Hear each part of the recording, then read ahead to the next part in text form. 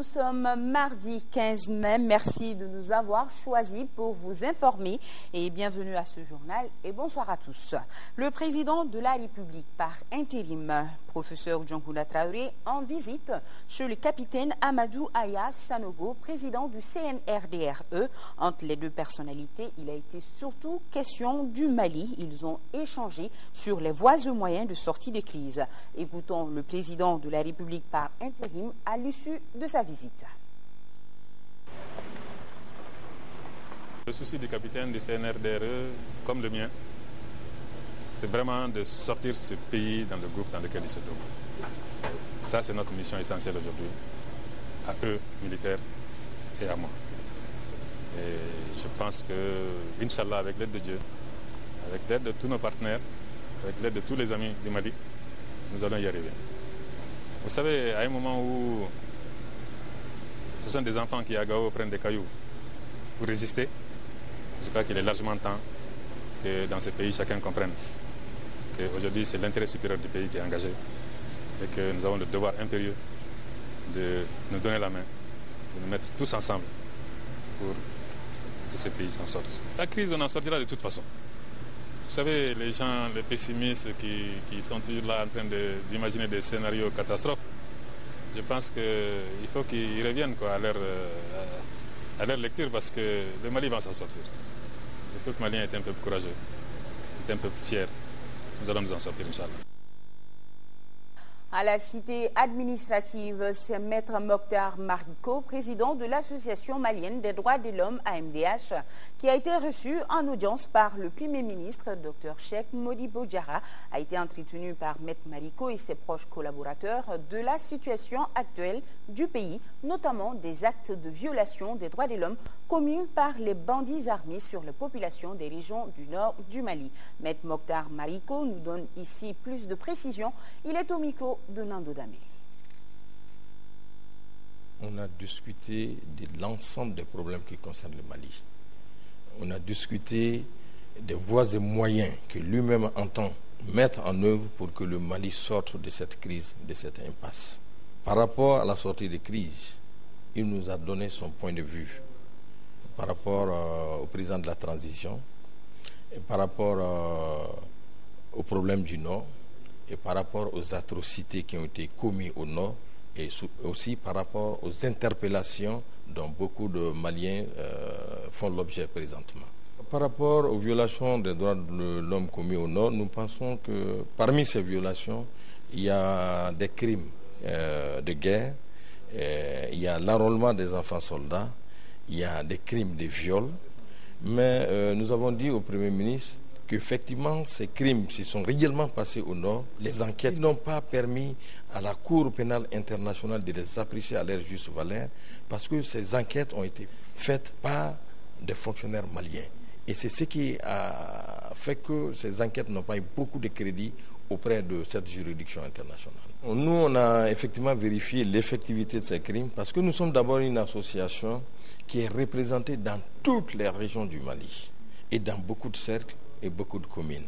Donc, à chaque fois qu'un événement se passe au Nord, nous avons nos sections qui nous informent.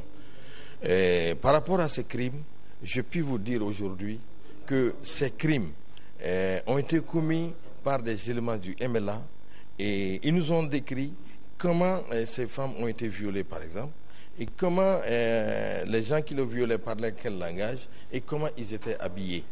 Donc, on a les noms des victimes. On ne peut pas les dire tout de suite. Nous avons demandé au Premier ministre que l'enquête doit être faite d'une manière professionnelle et par des organisations de défense des droits de l'homme, telles que l'AMDH, qui sera vraiment associée à la FIDH, par exemple, ou à Human Rights Watch. Nous pensons qu'une fois que la stabilité reviendra au Nord, nous allons commencer à investiguer et saisir les juridictions internationales et même les juridictions nationales pour tout ce qui s'est passé au Nord. Écho du nord du Mali avec cette montée fulgurante de la colère des jeunes de Gao. Tenez-vous bien, d'hier à aujourd'hui, les jeunes de la cité des Eskia organisent des marches de protestation dans la ville avec des drapeaux maliens bien empreints pour exprimer leur ras-le-bol face aux agissements des nouveaux occupants de la région. Pour en savoir davantage sur l'évolution de la situation, notre rédaction a pu joindre par téléphone cet après-midi un des manifestants, un leader de jeunesse qui déplore les conditions de vie des populations et appelle les autorités à agir. Notre correspondant Ariki l'anonymat, il est au bout de fil avec Sidiki Dambélé. Écoutons son témoignage. Gao, aujourd'hui, ce qui se passe, c'est inacceptable, je dis bien. Les gens souffrent énormément. À Gao, aujourd'hui, un jeune n'a pas le droit d'aller jouer son ballon. Un jeune n'a pas le droit de circuler librement dans la rue et regarder la télévision devant leur porte. On vient, on tombe sur eux. Je parle de ces organisations. Et bien, on tombe sur eux et puis on casse la télévision. On empêche que les gens fument la cigarette et prennent leur queue devant leur porte. Et on nous dit que c'est la charia. On qui exactement? Je dis bien les organisations là qui ont pris Gao, Amsardine, Moudjahidine, Boko Haram, MNLA. Que voulez-vous exactement? Les chasser de la ville? Nous voulons la paix dans notre ville Gao. Nous voulons l'intégrité nationale. Nous ne sommes pas à savoir, on ne veut pas une indépendance qui que ce soit. On veut l'intégrité nationale. On leur dit de pitié de nous donner la paix. Alors, qu'est-ce qu'ils répondent à votre doléance? Et ce qui concerne les islamistes, et ils disent, si nous voulons qu'ils sortent, il n'y a pas de problème. Mais le problème qui se pose aujourd'hui, il y a des gens qui tuent. Qui tombent sur les gens. Et bon, ils se prennent comme vraiment des gendarmes de Gao, qui sont les islamistes. Vraiment, ils ont posé beaucoup d'actes. On les remercie pour ça. Et tu vois, donc c'est pour cela les gens même ont peur que ces gens la quittent avant que le temps ne revienne. Est-ce qu'il y a eu des affrontements entre vous? Ouais, bon, ils tirent à l'heure. Il n'y a pas de blessés? Ah ouais, il y avait eu des blessés. Il y avait eu des blessés entre les manifestants et aussi chez eux. Quelle est la situation actuellement? La situation, bon, pour le moment, les enfants sont rentrés à la maison, c'est calme pour le moment. Mais ils nous ont promis que tout va se mettre en ordre et que la situation serait calme dans les jours à venir.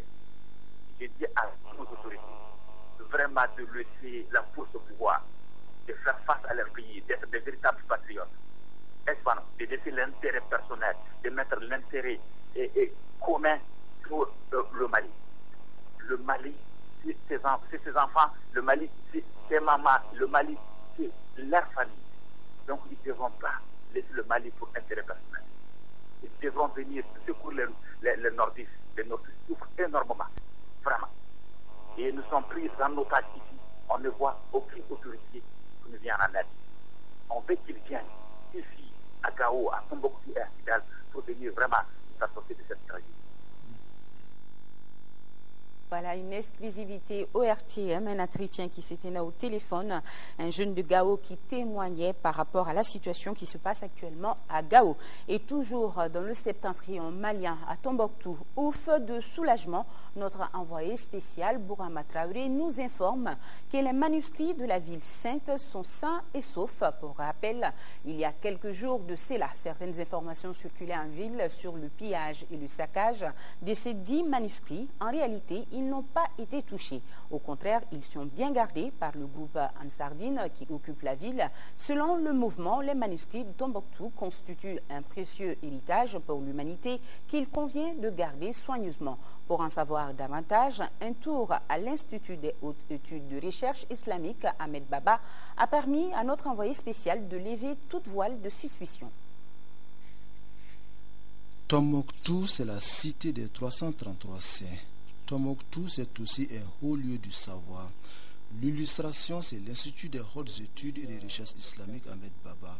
Selon certaines informations, l'Institut aurait été pillé et saccagé lors de la prise de la ville par les groupes armés le 1er avril 2012. En réalité, il n'en est rien. Ici, rien n'a été touché. Donc depuis que les événements ont commencé, il y en a d'autres qui reviennent. Certains ont compris que c'est des manuscrits seulement qui se trouvent au niveau du centre Ahmed Baba, mais d'autres pensent toujours qu'il y a quelque chose. Non. Mais c'est que s'ils n'ont pas touché les manuscrits quand même. Ce qui est incontestable, sur l'Institut des hautes études et des recherches islamiques Ahmed Baba de Tombouctou flotte désormais les drapeaux d'Ansardine. Pour le maître du lieu, la sauvegarde des manuscrits de Tombouctou est un devoir religieux. Parce qu'il y a des manuscrits ici qui parlent du prophète, du sunna du prophète, il y a du Coran. Et nous, on est obligé de garder ce lieu-là pour sécuriser ces manuscrits. Pas pour nous-mêmes, pour sécuriser pour l'humanité entière. C'est pour cela que nous, on était là à Tombouctou. Pour le groupe d'Ansardine, l'Institut Ahmed Baba reste fonctionnel. Autrement dit, les populations peuvent donc s'y rendre pour la lecture ou l'exploitation des manuscrits. Une assurance donnée avec une précision de taille. Les gens peuvent venir consulter les manuscrits, voir ce qu'ils veulent voir. Mais il y a de vieux manuscrits qu'on ne peut pas faire déplacer. Tu peux voir, mais tu ne peux pas les faire déplacer. Mais eux, ils sont là, ils sont en train de sauvegarder ces manuscrits. Mais d'autres disent qu'ils ont saboté. Ceux qui ne croient pas peuvent venir voir aussi la réalité du terrain. Du côté des occupants, tout comme de celui des autochtones, l'unanimité s'est faite autour d'un point. La nécessité de la préservation des manuscrits de Tombouctou, un patrimoine pour l'humanité sans conteste. L'appel que nous faisions, c'est qu'on continue toujours à sensibiliser de façon que ces manuscrits-là restent et que personne ne touche à ces manuscrits parce que le service même, le centre Ahmed Baba, son nom même c'est quoi? C'est les manuscrits qui sont ici. Si ces manuscrits sont touchés, donc on ne peut plus parler du centre Ahmed Baba. L'Institut des hautes études et des recherches islamiques Ahmed Baba de Tombouctou restera-t-il intact? Sur les jours à venir, nous édifierons certainement. Un reportage de Bourama Traoré, notre envoyé spécial à Tombouctou. Et ce communiqué de l'archevêché de Bamako, depuis quelques mois, le Mali connaît une crise sociopolitique très préoccupante. Dans le but de trouver une issue rapide et heureuse à cette crise, plusieurs citoyens maliens de l'intérieur ou de l'extérieur ont proposé leur solution. D'autres continuent de le faire. L'Église catholique n'est pas en reste dans la recherche de solutions adéquates et durables. C'est pourquoi l'archevêque de Bamako, Monseigneur Jean Zerbo, rappelle à l'opinion nationale et internationale qu'il ne s'inscrit dans aucune proposition ou démarche visant à lui attribuer l'exercice d'une quelconque responsabilité politique. Cette tâche revient à celles et ceux à qui elle est destinée en vue de la construction de la nation. Et par rapport à la situation du nord du Mali, ce communiqué aussi du mouvement pour l'indépendance, la Renaissance et l'intégration africaine, le comité exécutif national du Myria, au cours de sa réunion extraordinaire du samedi 12 mai 2012, a fait une analyse de la situation socio-politique globale du pays et a pris des décisions en vue d'une transition pacifique et responsable.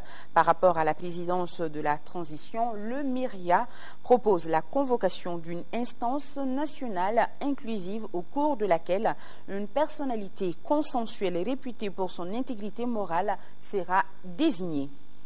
Le gouvernement du Dr Cheikh Modibo Diarra, on vous le rappelle, est à pied d'œuvre pour réorganiser la vie de la cité. Tout reprend tout doucement, notamment la préparation des futures échéances électorales.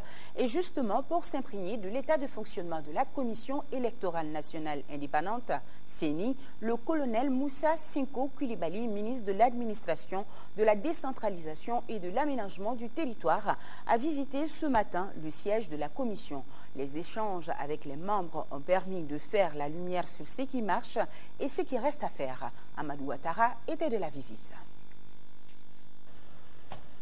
Par cette visite au siège de la Commission électorale nationale indépendante, le colonel Moussa Sinko Koulibaly voulait s'enquérir des conditions de travail pour une meilleure organisation des élections à venir. Comme vous le savez très bien, l'architecture ou l'ossature des élections au Mali repose sur un certain nombre d'institutions, l'administration territoriale, la CENI et d'autres structures. Et l'administration territoriale seule aurait peut-être des difficultés à organiser une élection dans l'architecture actuelle, et la CENI aussi, en tant que structure seule, aura peut-être du mal à organiser une élection du début jusqu'à la fin.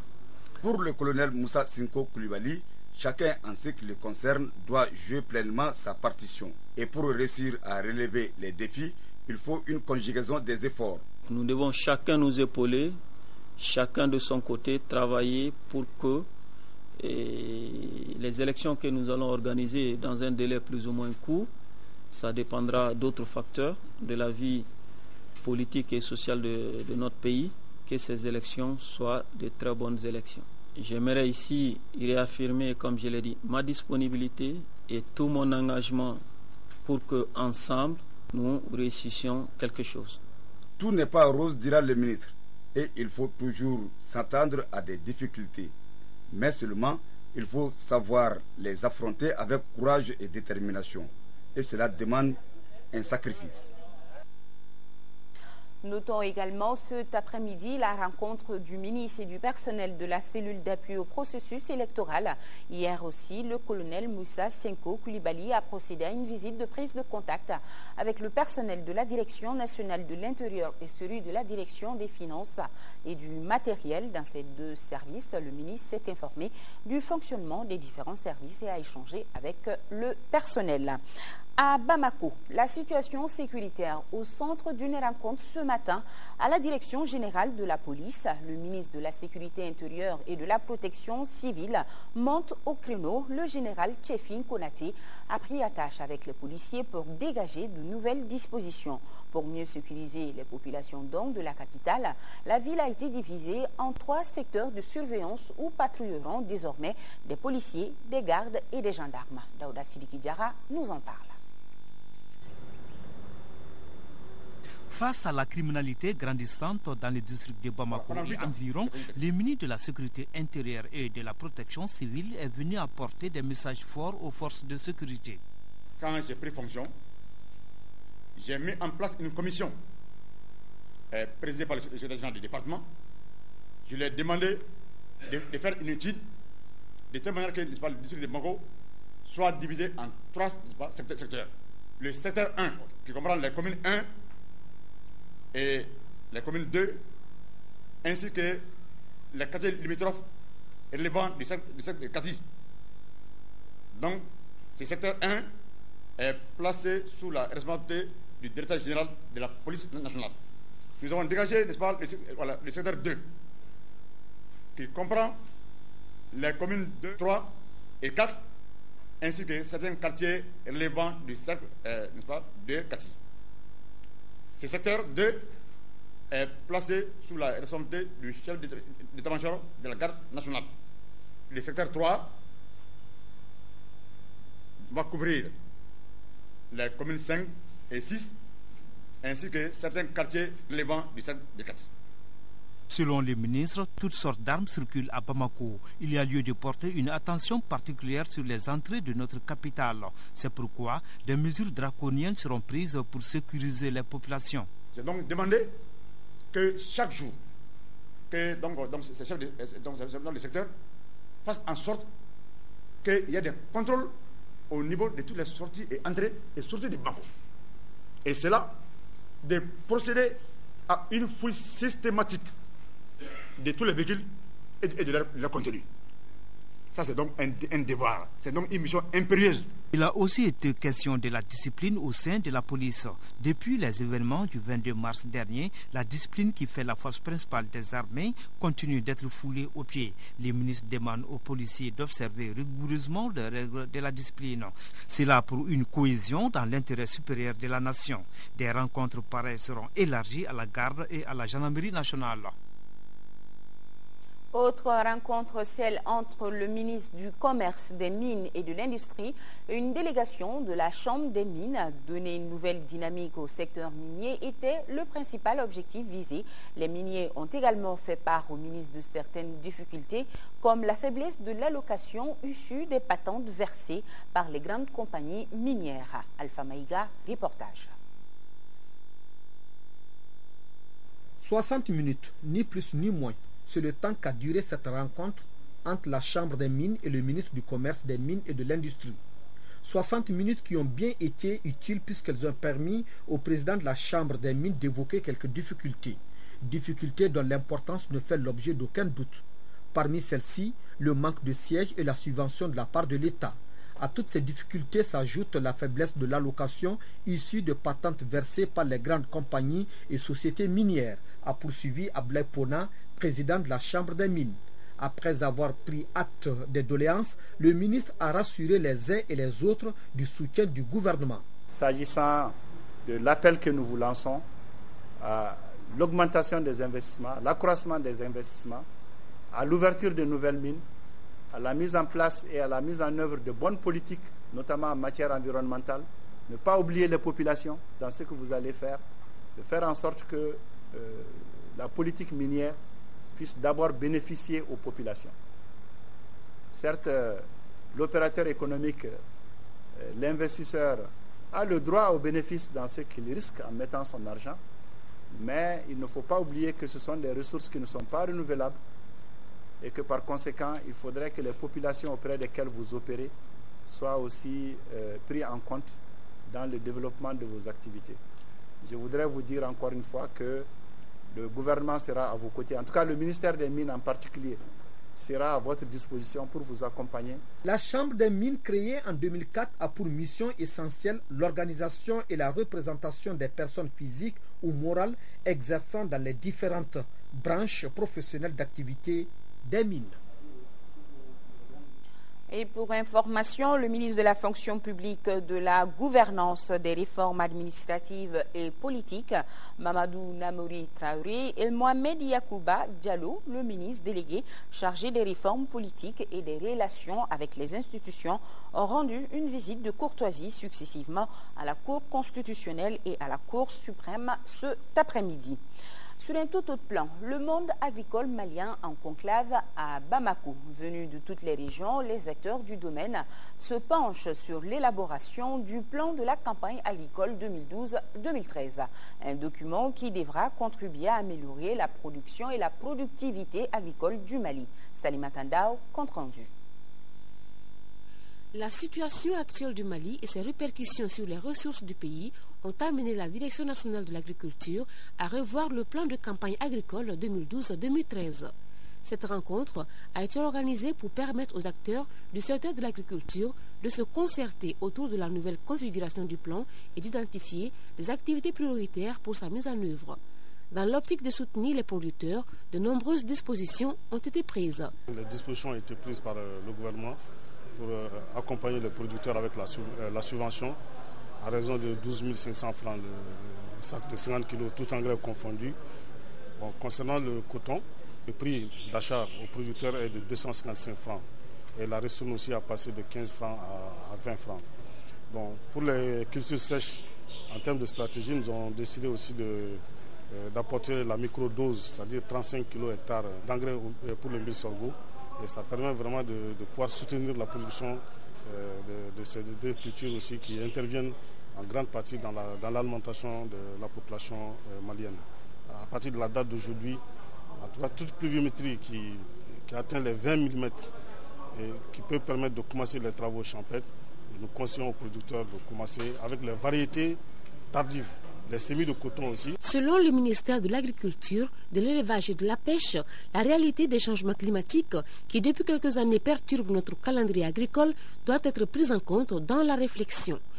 Je voudrais vous demander de bien vouloir développer des synergies afin que les ressources mises à votre disposition par le gouvernement soient utilisées de façon rationnelle, efficace et efficiente afin que les efforts des différents acteurs produisent des résultats escomptés. Au cours de la rencontre, il a été demandé aux participants de tout mettre en œuvre pour la réussite de la campagne 2012-2013.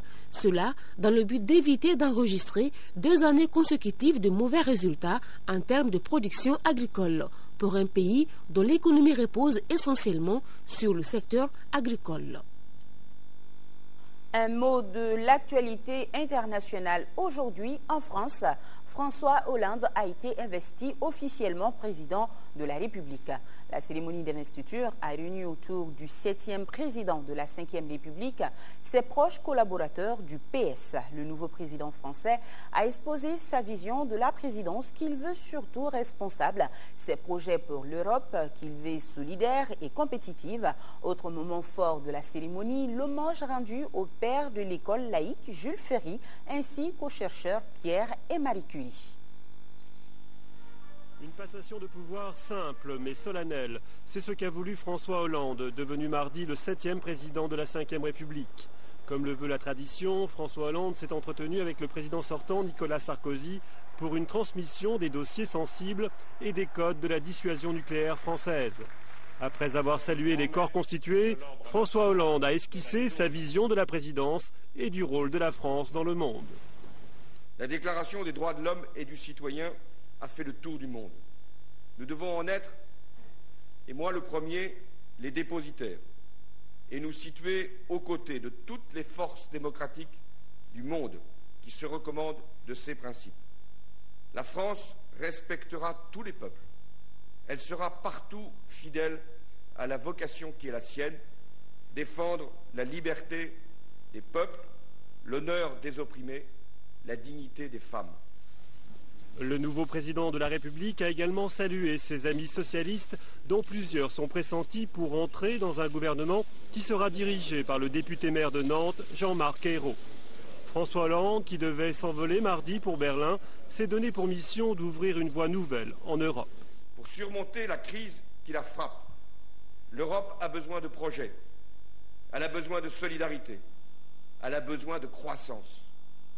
À nos partenaires, je proposerai un nouveau pacte qui alliera la réduction nécessaire des dettes publiques avec l'indispensable stimulation de l'économie. Dans l'après-midi, François Hollande a voulu rendre hommage à Jules Ferry, non pas le défenseur de la colonisation, mais le fondateur de l'école publique, laïque et obligatoire. L'école et la jeunesse étant présentées comme les grandes priorités de son mandat. Un président de la République plongé dès mardi soir dans la tourmente européenne avec une rencontre avec Angela Merkel, suivie dans quelques jours de 2 rendez-vous importants, un sommet du G8 et un sommet de l'OTAN aux États-Unis. Et c'est Jean-Marc Ayrault qui a été nommé Premier ministre. Jean-Marc Ayrault, notez-le, est d'abord l'un des plus proches collaborateurs de Hollande. Il est aussi le président de la majorité PS à l'Assemblée nationale. Et pour les membres du gouvernement, la liste devrait sortir au plus tard demain. Et présentement, François Hollande est en Allemagne pour sa première rencontre avec la chancelière Angela Merkel. Le parti Convergence pour le développement du Mali, CODEM, a tenu le week-end dernier à Kita une conférence régionale sur la situation socio-politique et sécuritaire de notre pays. Les raisons du coup d'État du 22 mars, la situation sécuritaire au nord et la position de la CODEM étaient au cœur des débats. Idrissa Goulou Sissoko, correspondance. La conférence régionale a regroupé non seulement les élus et militants de la CODEM, mais aussi les populations de Kita. Après les mots de bienvenue du président de la CODEM de Kita et celui du secrétaire général des jeunes, le président de la CODEM, l'honorable Ossene Amion Guindo, a développé les raisons du coup d'État du 22 mars. Selon lui, la reconquête de l'intégrité du territoire national est la seule priorité qui vaille et ne saurait être l'affaire des militaires, mais de tout le monde par la résistance. Aussi, il s'insurge contre le comportement de la classe politique qui veut s'accrocher au pouvoir tout en oubliant que l'intégrité du territoire national est menacée.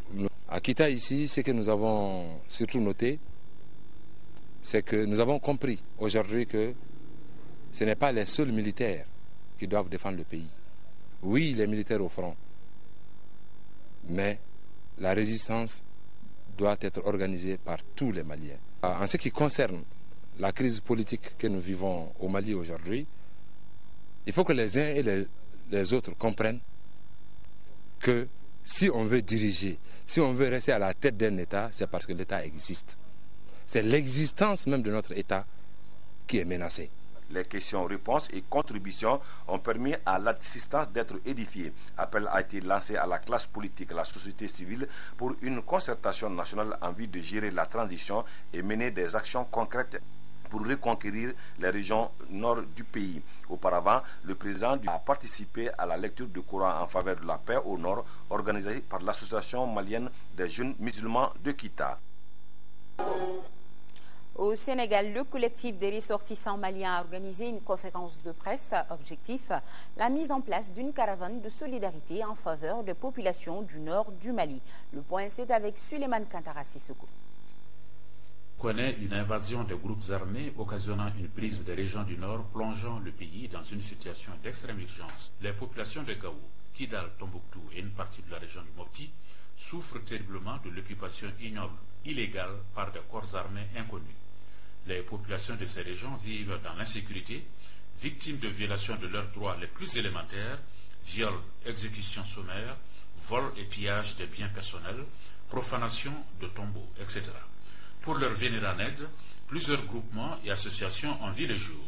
C'est dans cette dynamique que le Conseil des ressortissants maliens du Sénégal se propose d'organiser une caravane de la solidarité qui aura pour but de collecter des dons afin de les faire parvenir aux populations meurtries. Les objectifs que nous visons, c'est de pouvoir collecter le maximum de dons, le maximum d'aide pour les acheminer vers un peuple isolé, un peuple fatigué, un peuple violé, un peuple qui, dans sa chair et dans son âme, a été meurtri. Quand je prends les populations du Nord... Pour le célèbre professeur de sociologie, Djibi Diakhaté, aider le Mali est un devoir de responsabilité citoyenne. La désintégration du Mali se ressentira dans toute la région ouest-africaine. La caravane de la solidarité est la bienvenue. Les Maliens du Sénégal sont en train d'avoir une place de pionnier. C'est une initiative patriotique que nous saluons et nous vous encourageons. Permettez-moi d'avance de vous féliciter parce que je suis certain que la caravane réussira. Et la solidarité en faveur des populations des régions du nord du Mali, déjà activée au niveau de la Fédération nationale des associations de santé communautaire. Elle a offert des produits pharmaceutiques d'un coût total de plus de 6 millions de francs CFA aux 3 régions du nord. Tchamara Konati. Les compatriotes du Nord sont frappés de plein fouet par la crise économique engendrée par l'occupation des 3 régions par les bandits armés. Pour les accompagner à traverser cette période de troubles, les actions de bienfaisance s'effectuent à tous les niveaux. Après une première opération le 25 avril dernier, la Fédération nationale des associations de santé communautaire du Mali leur offre à nouveau des produits pharmaceutiques. D'un coût de plus de 6 millions de francs CFA, ces médicaments sont destinés au traitement de certaines pathologies. La FENASCOM, en tant qu'organisation fêtière, qui a pour mission d'appuyer l'État dans la mise en œuvre de ses politiques de santé et de développement social, a constaté que les centres de santé communautaire, qui sont leur création et qui sont gérés par ces associations de santé communautaire, sont en train exactement d'être affectés par cette situation. Et c'est ce qui nous a amené à ce constat, de voir exactement qu'est-ce que nous pouvons faire face à cette situation dans le Nord. Les activités qui sont contenues dans les paquets minimums d'activités sont concernées par ce lot de médicaments. C'est le kit en quelque sorte exactement par rapport à un centre de santé communautaire. Le geste devra atténuer les souffrances des bénéficiaires. Je sais ce qu'on a laissé à Gao, je sais comment est-ce que la population de Gao souffre aujourd'hui. Donc si la FENASCOM nous vient en aide, je ne fais que remercier très infiniment la FENASCOM. Le financement de ces médicaments est assuré par la coopération néerlandaise. La Fédération nationale des associations de santé communautaire du Mali entend poursuivre ses actions jusqu'à la libération totale des régions du Nord. Les actions humanitaires en faveur des populations des régions du nord de notre pays se multiplient. L'Union des femmes du Parti de l'indépendance, de la démocratie et de la solidarité, PIDS, vient de remettre un don composé de vivres, des couvertures et des kits sanitaires au collectif des ressortissants du Nord. Ce geste est le témoignage de soutien des donatrices aux populations des régions du Tombouctou, Gao et Kidala. Voilà. Et une nouvelle sportive avant de nous quitter. Le tirage au sort de la Coupe de la Confédération a été effectué aujourd'hui au Caire, en Égypte. Le club olympique de Bamako, COB, jouera contre Al-Hilal du Soudan avec match retour à Bamako. Le Djoliba AC rencontrera le club africain de Tunis alors que le stade malien de Bamako sera face au CO Meknes. Ces deux formations issues de la Ligue des Champions joueront leur match aller à domicile à la fin du mois de juin. Et par ailleurs, fin de suspense, en juin, le 9 précisément, le match Mali-Algérie, comptant pour la deuxième journée de la Coupe du Monde 2014, aura lieu ici à Bamako. Et point final à cette édition. Tout le plaisir a été pour moi de vous la présenter. Demain, même heure, même plateau. Bonsoir et grand merci à nos téléspectateurs de Saint-Denis, Saint-Ouen, Sarcelles et Bondy. C'est en France. À demain.